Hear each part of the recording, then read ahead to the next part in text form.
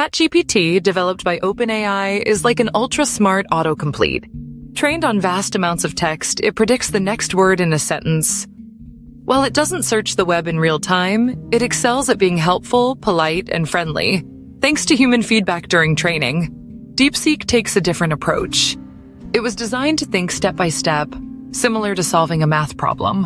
When faced with complex questions, DeepSeek thinks out loud, showing each part of the solution and even checking itself. It's open source, can run offline, and is optimized for deep reasoning, long documents, and coding tasks. ChatGPT is your reliable all-around assistant, great for smooth and fast conversations.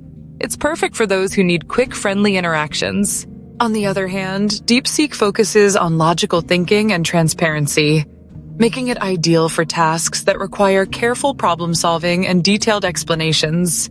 So, which AI suits your needs? ChatGPT offers a fast, friendly experience, while DeepSeek provides a more methodical approach, showing its work along the way.